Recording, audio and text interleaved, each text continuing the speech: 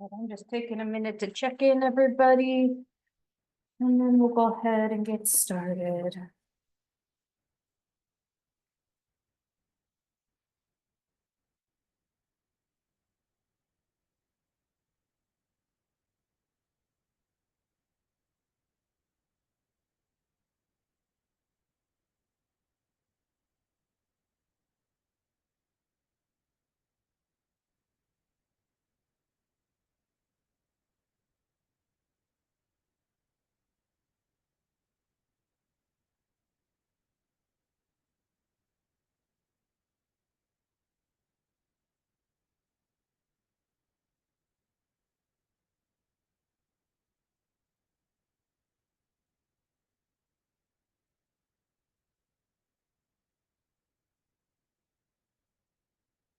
Making sure I didn't miss anyone.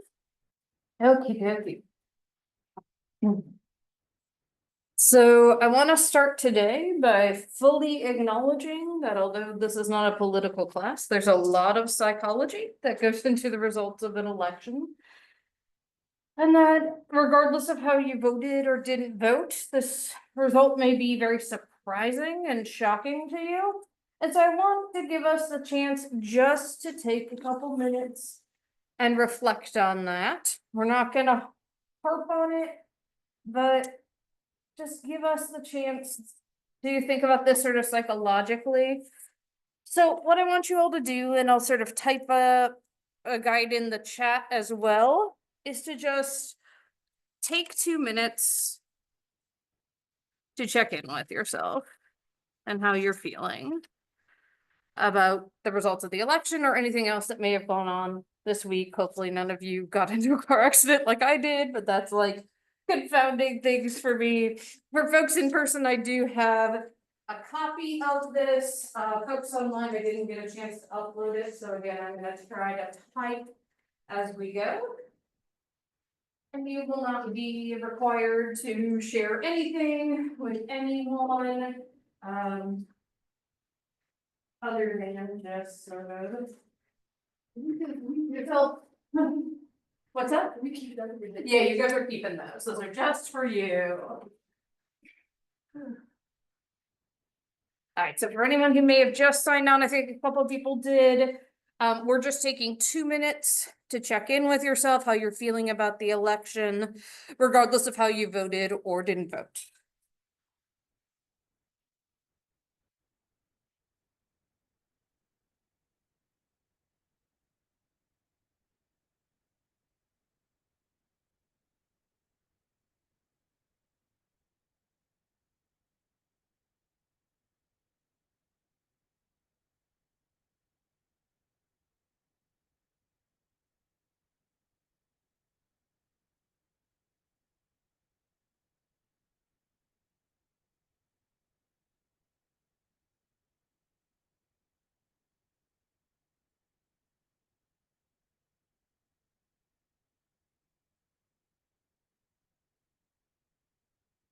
All right, and again, for those who may have just signed on, what we're doing is just taking a couple minutes to check in with ourselves about how we're feeling after the results of the election.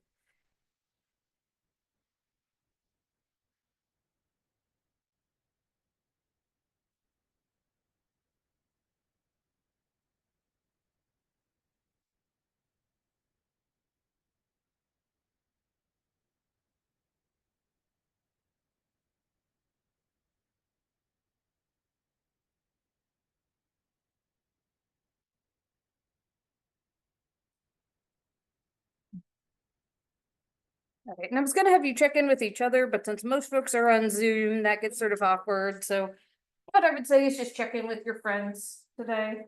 I have a thread with Dr. Stoley and Dr. Martorell, and we've been checking in with each other already. I plan to check in with folks in person as I see them too. Again, this election result will have some profound effects, especially unfortunately for marginalized groups. Alrighty. So if you need to keep reflecting, go ahead. But now what I want you to do is try to I know it's so hard right now to think straight, but try to start using the critical tools and concepts we've learned about so far this semester in Psych 102 to try to make a sense of both the election, but also your response to it. Again, whether that is happiness or whether that is terrifying, paralyzing fear. Again, just being totally transparent. I cried hysterically in the car on the way here today. For other folks, it might not have as much of a personal impact. But I just sort of think about access to healthcare, think about sort of the world my daughter will grow up in and have concerns, right? And so think about stuff like our chapter on gender, right? Our chapter on social psych we just went over, and persuasion, right? What worked in this election, what didn't?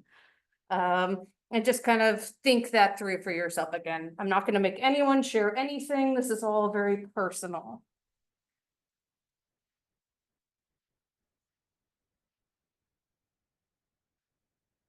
And while y'all are doing that, I'm going to just do something real quick with my hall. I'll be right back.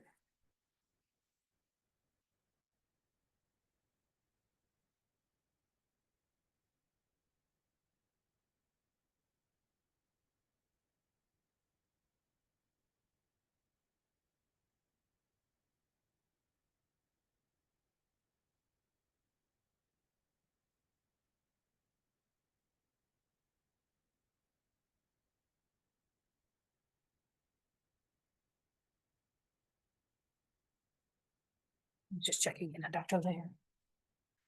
Okay. And then the last thing to kind of think about, and I know this is hard to think about going forward, is that this is not our last election. And in fact, for Virginia in particular, we will have an important election next year. I don't know how familiar folks are, but our governors are elected in an off year.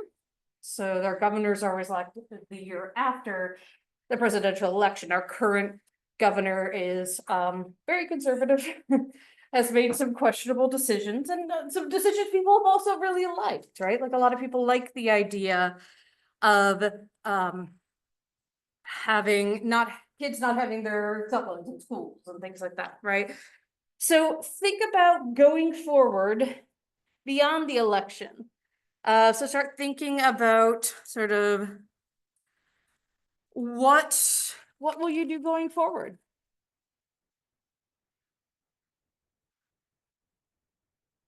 So think, Taj? Okay, sorry, it looked like accidental unmute there. So think about how there are many ways to influence policy and politics between elections. So think about, can you write to your representatives? What about next year's election? What about in 2 years when there is another congressional election? What will you do next in light of the results and policies or changes you want to see happen?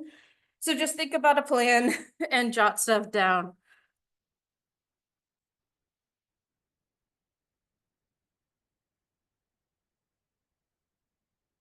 One of the things I do want to say as well is, again, regardless of your politics, regardless of your personal opinion, how much this election has affected you personally or not, I just want to say I am here. I am always open to talk to you about anything, offer you support. And I also can help you get connected if this is profoundly affecting you with other resources like the Counseling Center. In fact, the new head of counseling was at the guest speaker yesterday, and it's like, we're here, we want to support everybody regardless of everything. So definitely make use of services if you need them. And like I said, it sounds weird to say make use of me, but you know, like come to me if you want a sounding board and ear to listen. I'm here to support. I'm here to, again, either way, I know that there are some people who are going to be really happy about the election results. And again, just me personally, I am not. And I thought there might be other folks in this class who were troubled by it. So I wanted to give us a few minutes to have some space for that. Alrighty. And now we're going to keep talking about psychopathology, kind of a weird, right? Jump into things. But also might be good to kind of distract ourselves, right? And think about things from a different perspective. The beautiful thing, it was a minor miracle, is that if you all remember, Zoom was not working on the main computer on Monday. I messaged the help desk at the beginning of class. They had it fixed by the end of class, so that doesn't happen. So I'm very happy that we do have now actual support for that. So the one thing I've been struggling with when I share screen here is I can't figure out how to turn off the caption. So give me just a sec. I might have to stop share to hide the captions, which is fine. There we go. Because otherwise they're gonna float over the slides and make it hard to see the slides. Okay, so we had been talking about mood disorders and various types of mood episodes, right? And so I wanted to kind of give a chart of how these break down. So if you remember, you can have depressive episodes, manic episodes, and then hypomanic episodes are the like less severe ones. So this chart kind of breaks down, okay, what happens if you have each type? So let's say you have depressive episodes, they're moderate to severe. You don't have any manic or hypomanic episodes. That's major depressive disorder, right? Again, some places call it unipolar depression. I've never seen it used that way clinically. But what if you have those depressive episodes, but with full manic episodes? Well, that's bipolar 1. Or if you have it with hypomanic episodes, that's bipolar 2. And again, you can be diagnosed with bipolar before you have a depressive episode if you've had a manic episode, because unfortunately, it's sort of inevitable that you will get a depressive episode if you've had a manic episode. Now, what if you just have chronic, milder, sort of under the radar, but always there depression? Well, without any kind of manic episodes, that is persistent depressive disorder, what used to be called dysthymia. No, yeah. Blanking on what they actually used to call it. Dysthymia, yeah. And then if you have chronic, milder depressive episodes with hypomanic episodes, that's that cyclothymic disorder. That is that disorder where you're sort of like depressed all the time, but might sometimes have these hypomanic episodes. It's sort of like low grade bipolar, just like persistent depressive disorder, sort of low grade depression. Although it's more chronic, so that makes it really trouble. There are people who only ever have one depressive episode in their whole life. They get treatment at that time, they feel better, they never need to go in again. There are also people who have multiple depressive episodes. They would be diagnosed with the same disorder, but there are specifiers for severity and how many episodes they've had. All right, so we're going to talk a little more about depression, and I found this great video of what it's like to live with depression. Depression creeps upon you quietly. At the very beginning, you struggle with the little things, but you usually choose to ignore them. It's like a headache. You'll tell yourself it's temporary and it'll pass.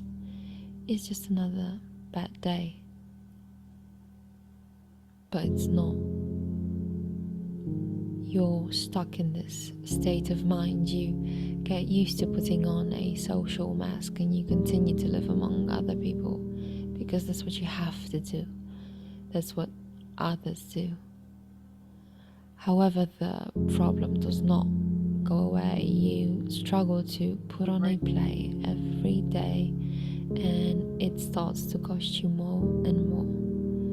That is where you fall even deeper, and that's when you slowly start to back away from friends and family, sometimes completely shutting them out. All satisfaction is gone. The little things that used to bring you joy are now worthless. Even the simplest tasks become painful. And that is why you lack motivation now. Why would you keep on trying if nothing makes you happy anyway? All of this makes you feel even worse and you get caught up in a vicious circle. Suddenly you find yourself living in slow motion. Days become indistinguishable, just white noise, just heaviness filling your mind and spilling over your body. You feel as though you will never be happy again. You continue to back away and destroy relationships. You're ashamed for everything you've done and everything you haven't. There is a part of you that wants to make things right. A sudden positive upsurge makes you want to go out and meet people, but it's all very short-lived because you know it won't work anyway. Things that make your friends excited leave you indifferent, and you become aware of the huge gap that lies between you and other. Failure is not an option, so in the end you choose to be alone in your comfort zone where no one asks any questions. The low self-esteem and the lack of purpose become unbearable. You finally realize you can't go on that way, and two things can happen. You either decide to get some help, or you might attempt a suicide.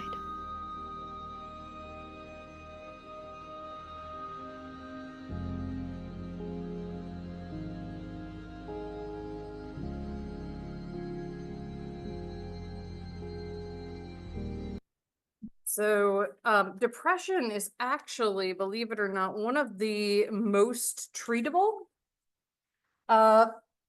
psychological disorders. We'll talk more about treatment in our next lecture. But partially because of these statistics we're going to look at, we know a lot about depression, and therefore we have a lot of options to treat depression. We have medications that work really well. We have therapies that work really well.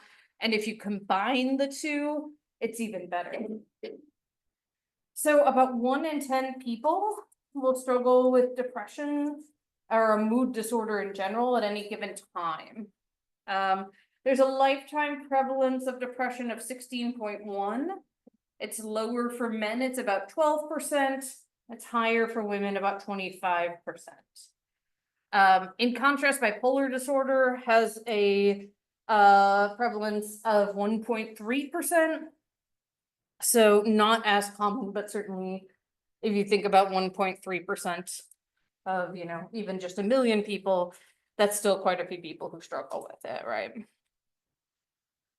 So major depressive disorder, you have to have at least one depressive episode, never had a manic or hypomanic episode, and experienced significant distress or impairment in social, occupational, or other important areas of functioning.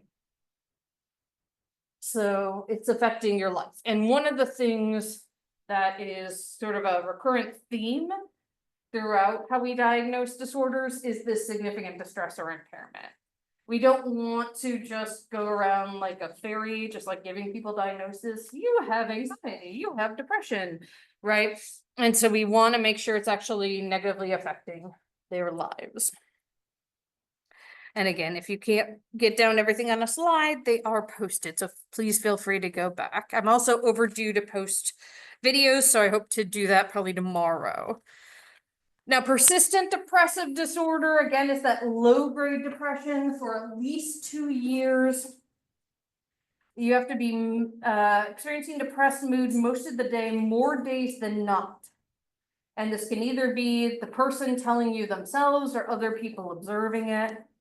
You only have to have 2 of these symptoms, and these will look very familiar to the major depressive episode symptoms we looked at on Monday.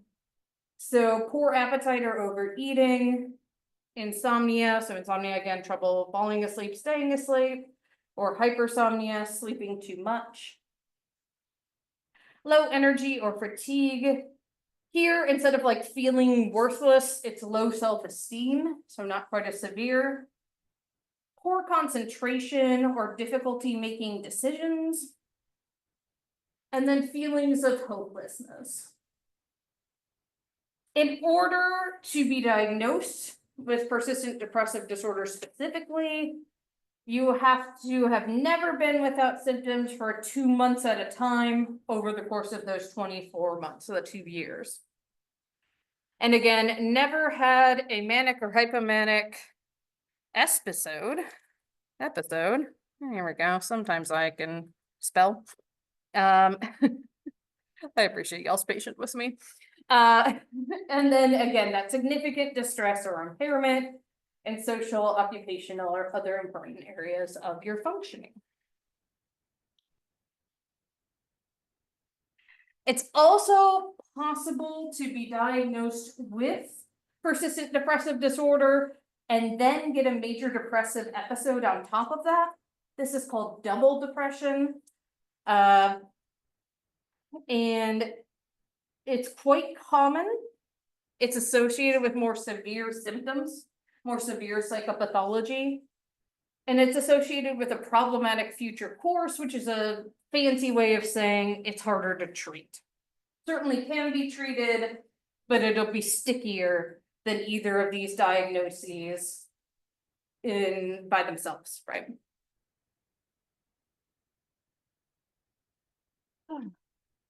Alrighty, so now we're going to start talking about bipolar disorders in a little more detail.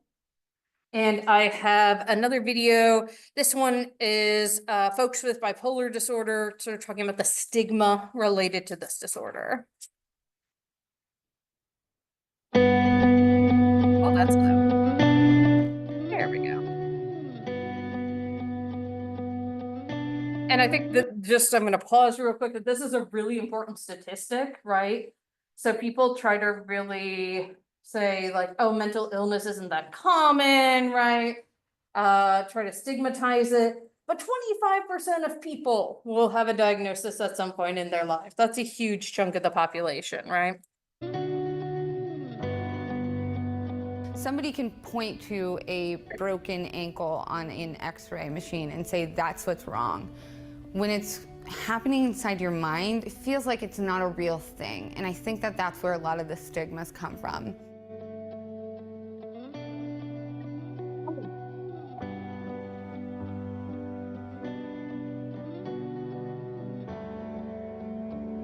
I am bipolar. I am bipolar. I'm bipolar, but I'm not a ticking time bomb. We're not all depressed. But I'm not just gonna snap out of it through positive thinking. I'm bipolar, but I'm not unpredictable. I'm not fragile or delicate. I'm bipolar, But I'm not a zombie. I don't attract chaos. I don't define myself by an illness. I'm bipolar, but I'm not a drug addict. Just because someone is on medication doesn't mean that they are a drug addict. We all experience emotions. I'm not off my meds just because I'm emotional. And I'm not trying to be trendy with my cool mental illness. But I am not your manic pixie dream girl. But I'm not looking for attention. I am not a victim of my emotions.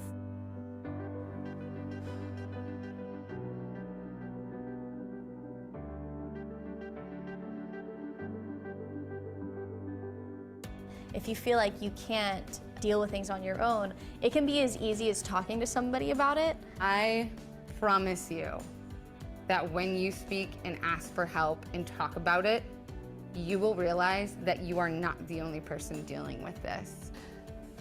I didn't give up. You are stronger than you think you are. Self-care is not selfish. You are not alone. I have bipolar disorder, but I'm not weak or using it as a cop-out to not live life. I live life large. I am a dad, a husband, and a family man. I am capable of having a long-term relationship. I've had a lot of relationships, like a lot. I'm bipolar, And I'm a vegan. and I'm a cat mom. Making people laugh and laughing is my favorite thing. I am an advocate for mental illness and for equality for everyone. And I'm great with kids. I'm a nanny and a camp counselor, and I rock it. I'm single. I am a veteran.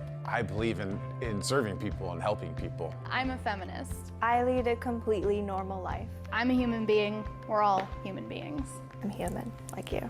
I have bipolar disorder, and I am happy with who I am. It is so not who I am.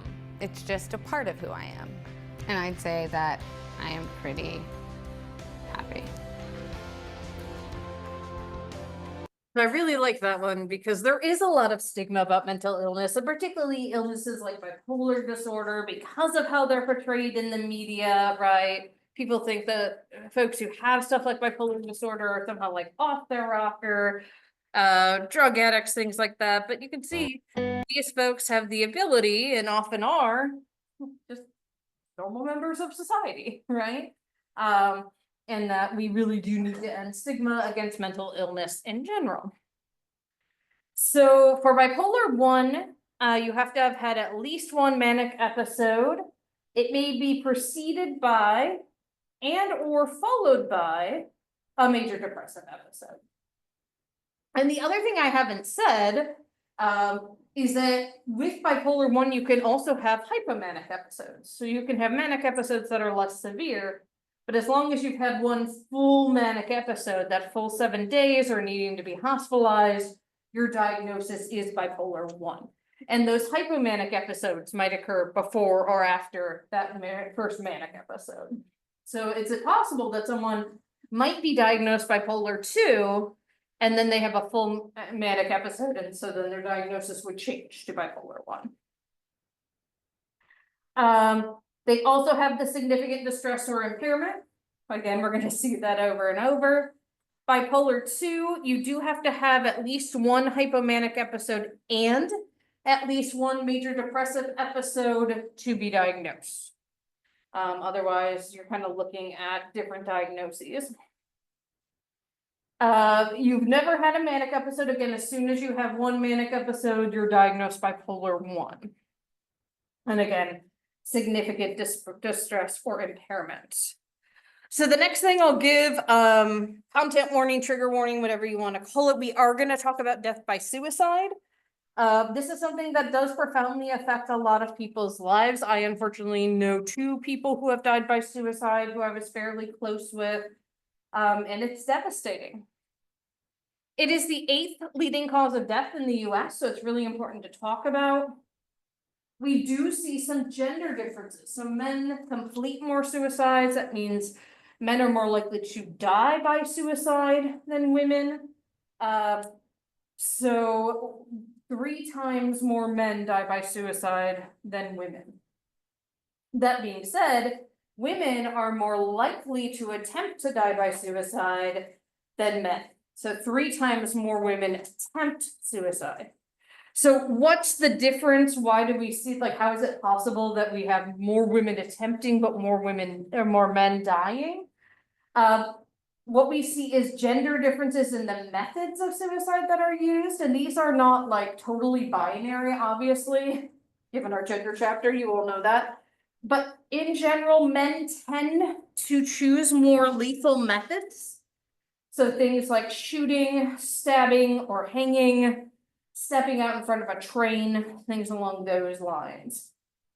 For women, it tends to be things like cutting themselves, drug overdoses, ingesting poisons. And while those certainly can be lethal, there's sort of like a time delay, so you're more likely to have someone find you and be able to get you medical care. Now, obviously, we know that not every type of method is completely lethal. Unfortunately, while I was in grad school, I saw a young woman around y'all's age, I think she was maybe like 24, who had shot herself through the head and survived. She had blinded herself. So when she woke up, she said, like, why are the lights off? That was devastating. We see really high rates among folks of European descent and Indigenous folks, Native Americans. And we do see suicide rates increasing, unfortunately, particularly among the young. There are many efforts out there trying to stop this. So for example, the effort that passed a couple years ago to make the National Suicide Hotline, just 3 numbers, so it's 988. You can dial and talk to somebody right away. That was huge, right? And that is a national line where you can talk, text, I think chat with folks as well. And then there are more specific ones. So for example, the Trevor Project, one of the things I don't have up here is we know that gender and sexual minorities, so people who are members of the LGBTQ+ community, have much higher rates of suicide attempts and completions or death by suicide. So the Trevor Project and other similar organizations like Trans Lifeline will specifically focus on helping those individuals, recognizing the higher rates within those folks. So another example is in men's suicide, about 2/3 of them will involve a gun, where women do use guns, but only 40%. Suicide is also just a leading cause of death worldwide. About 700,000 people die of it every year. And there are about 31,000 suicides or deaths by suicides each year in the US alone. One thing I'll take a real quick sidestep on, and I don't have the language updated on the slides, I'm realizing, is that we used to just say things like they committed suicide, but that sounds like it's a crime, right? And we're gonna like, I don't know, like persecute them for it, prosecute them for it.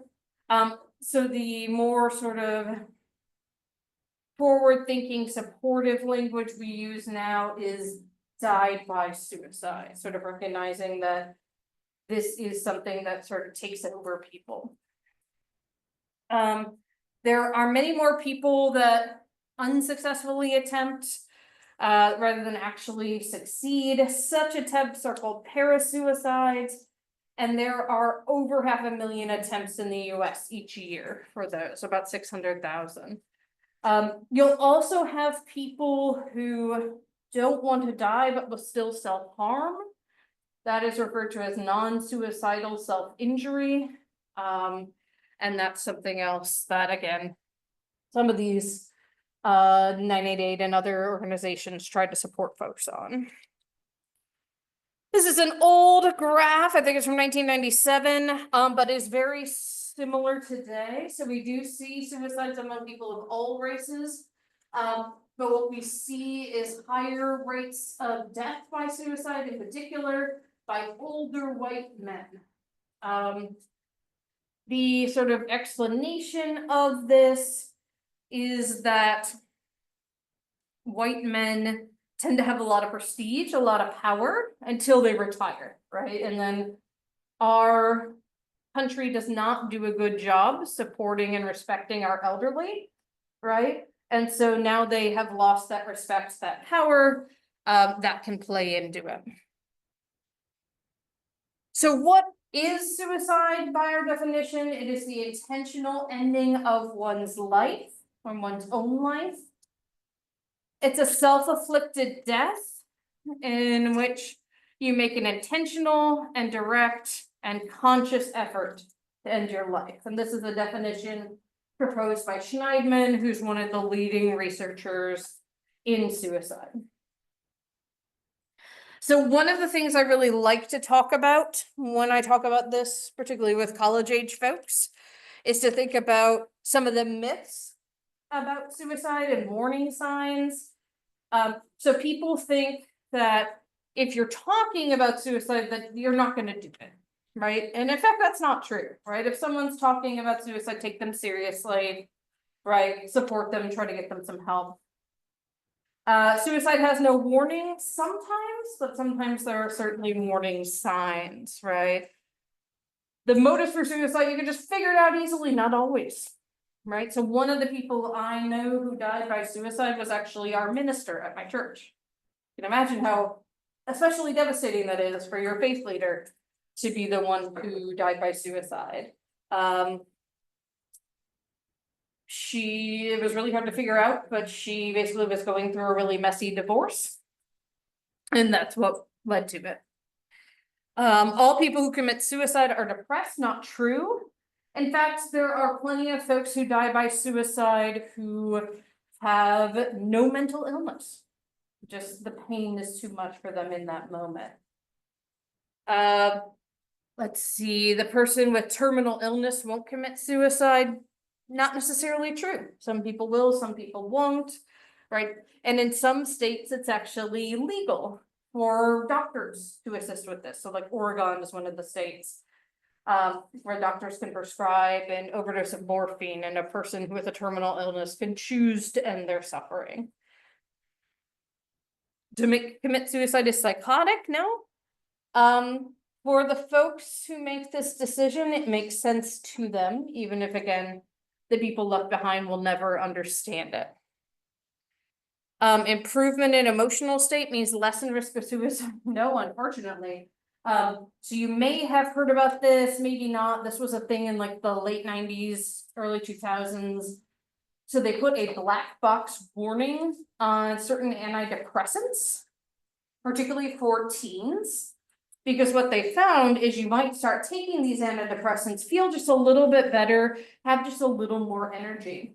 And one of the things we know that happens, and we've just seen this looking at the symptoms of depression, is that folks just have no energy, no motivation. What unfortunately can happen when you start to feel a little bit better, but you haven't gotten like the full mental health help you need, is that now all of a sudden you have that motivation, that energy to do something to harm yourself. So there is this black box warning on those. And this is why, particularly as a clinically trained psychologist, I highly recommend that folks pair medication and therapy. Research says it's more effective, and the therapist can check for things like that. Psychiatrists can too, but psychiatrists often only see their patients every month or so, whereas therapists you're typically seeing once a week. Suicide is a lonely event, not always. There are cases in American history and world history where cults, for example, have chosen to die by suicide together, things along those lines.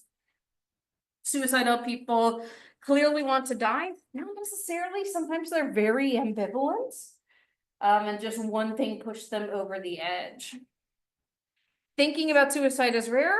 Again, unfortunately not. It's a thought that a lot of people have had, even in passing. This next one is one I really want to poke holes in. A lot of folks will be like, if I ask this person about suicide, it'll push them over the edge and then they'll do it.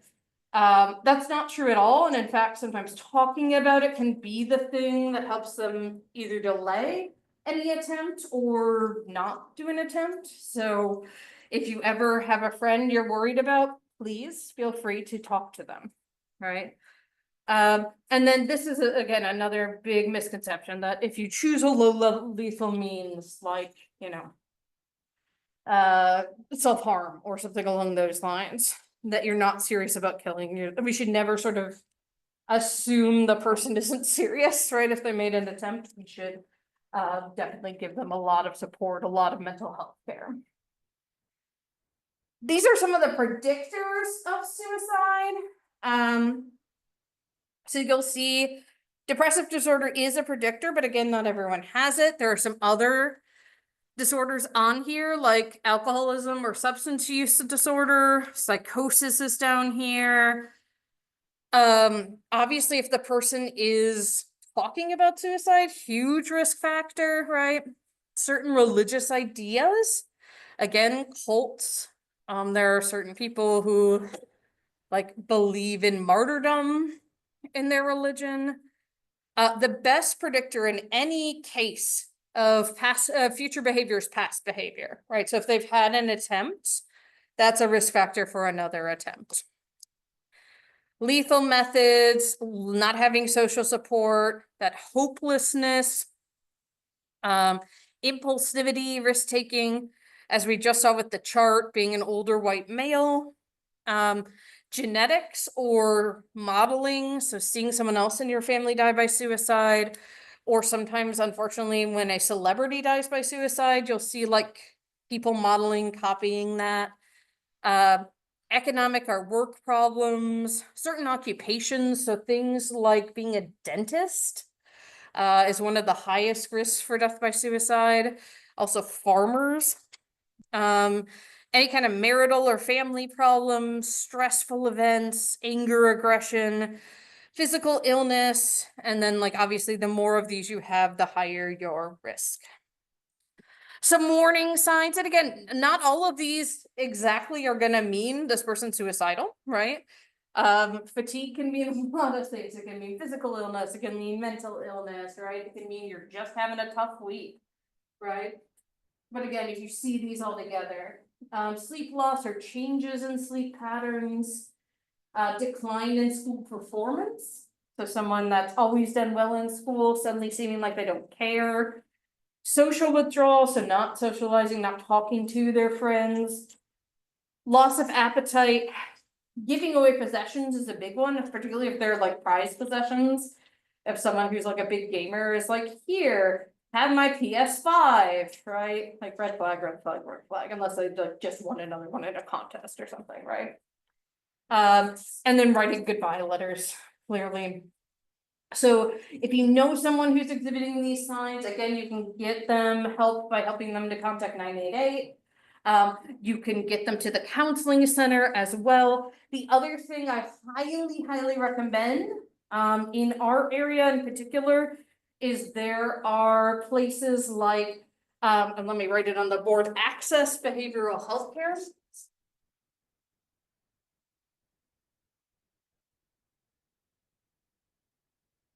Which is in Chesapeake. It is like a patient first, but for mental health. So you go in and you see someone that day. They typically try to keep you out of the hospital, which is really great, but just get you support. And one of the things that can happen if you are suicidal on campus is they can ask your parents to come get you and assume that like you'll be more supported that way.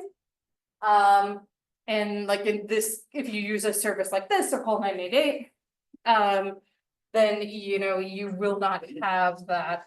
And again, I think it's very well intentioned on that behalf of the counseling center, but going home with your family is not the most supportive for everyone, right? And I want to fully acknowledge that. This is, I don't know if folks saw these, for some of you who would have been really young, but about 10 years ago, Trevor really made an effort to get folks talking about it gets better. So like your life might be really hard as a kid or an adolescent if you're a member of the LGBTQ+ community, but it will get better. So this is Tim Gunn, who used to be on Project Runway, and he is going to talk about his experiences. Hi, I'm Tim Gunn, and I have a very important message for gay, lesbian, bisexual, transgendered, and questioning youth. And that is, it gets better. It really does. And you may be thinking, what does Tim Gunn understand about my anguish, about my despair, about how I'm feeling, about my particular time and place in the world right now? Well, I'll share with you. As a 17-year-old youth who was in quite a bit of despair, I attempted to kill myself. And I'm very happy today that that attempt was unsuccessful. But at the time, it's all that I could contemplate. I thought I need to end things right now. And I have to tell you, when I woke up the next morning after taking more than 100 pills, I was in a whole other level of despair. I thought, I shouldn't be here. This isn't what was meant to be. I frankly just wanted to start life all over again. There are people who can help you. You cannot do this alone. That's another very profound message that I want to give to all of you. It really requires a collaboration between you and the people who love you, the people who you can depend upon, no matter who they are, as mentors. In my case, it took a very serious intervention to help me, and it was the result of the botched suicide attempt, to be blunt. I am a huge advocate for the Trevor Project. The Trevor Project is a suicide prevention hotline for GLBT and questioning youth, and please visit their website, thetrevorproject.org, and seek them out.